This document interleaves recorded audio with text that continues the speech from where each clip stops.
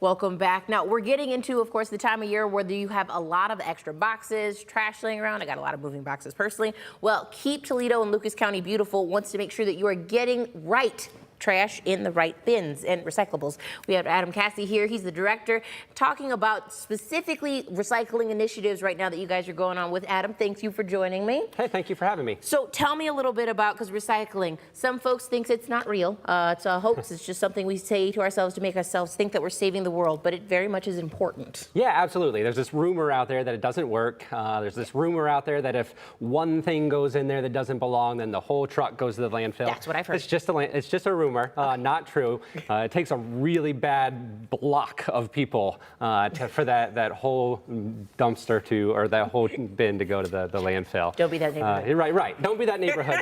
and people say to me, like, my neighbor does a bad job, so I'm not going to recycle. It's all about percentages. If your neighbor's at 60% contamination, that just means you need to be at 10% to kind of even things out. Oh, okay, that's not bad. So then what goes where specifically? What are we asking for? Because I know the symbol is my best notifier for what I think I'm doing right, but sometimes, like we said, the rumors, I'm doing it all wrong, so then I stop. Right. So recycling's been around for a long time. Works amazing for paper and cardboard and aluminum, in most cases glass, and is very, very helpful for plastic. There's a lot of plastics that are very recyclable out there, but you have to keep an eye on that recycling symbol specifically for plastics. So it's going to have the little triangle. It's going to have a number in it. If you've got that number, then you're doing a pretty good job. Make sure it goes in the recycling bin.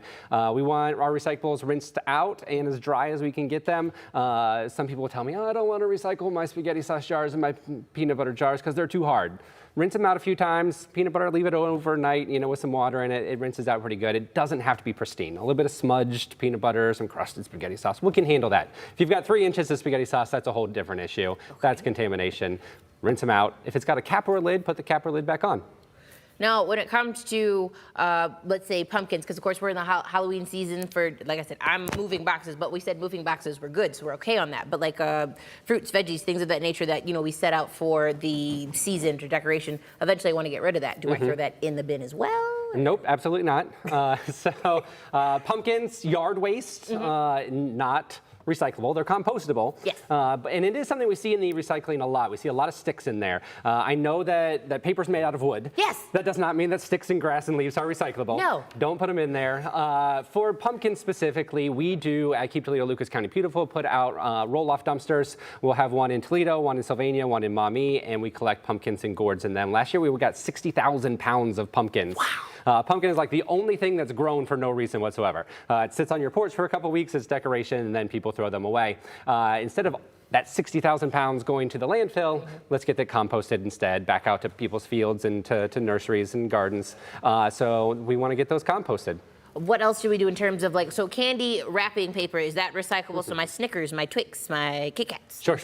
So the rule of thumb is if it's smaller than a credit card, it's too small to recycle. It's just going to blow around at the recycling facility. Gotcha. Okay. Candy wrappers are very, very hard unless you collect them all together and send them to a specific specialty recycler, which is something that we do as well. So we will have candy wrapper recycling boxes at all the area YMCAs around Halloween time, and we'll get those candy wrappers recycled for you. And then the other thing that we have coming up is campaign signs. So after the election season is over, doesn't matter what kind of campaign sign it is, we'll collect those as well. And you can visit our website to find the locations of the pumpkin drop-offs, the candy wrappers, and the campaign signs. So the campaign sign should not go in my typical recycling area. Not. But it's just like with the sticks, it's all paper, right? And things go together in the spots. Don't do that. Yeah. I mean, if you want to take apart your cardboard campaign sign, you can do that. Take it apart. It's got that wire frame. You want to take that out. You can recycle the cardboard, or you can just give us the whole thing, and we'll do it for you. The corrugated plastic ones are a little bit more tough.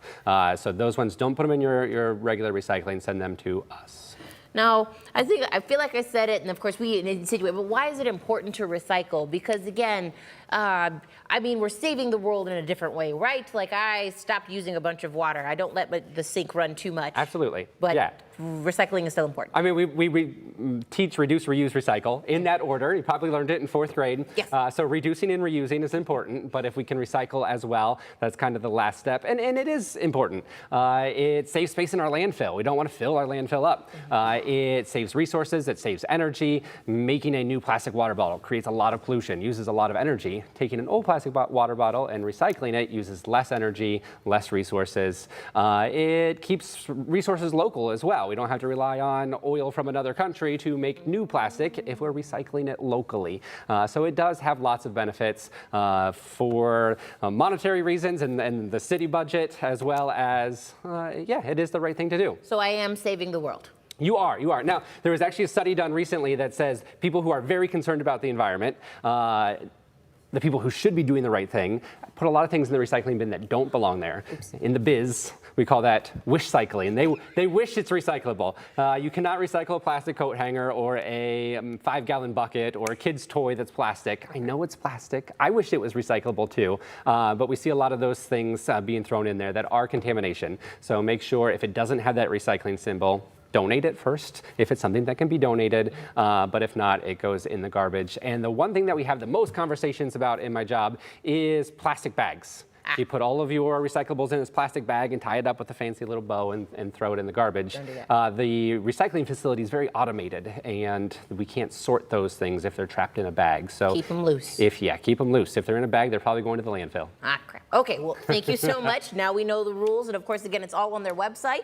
For now, we're talking recycling, saving the world. John, how can we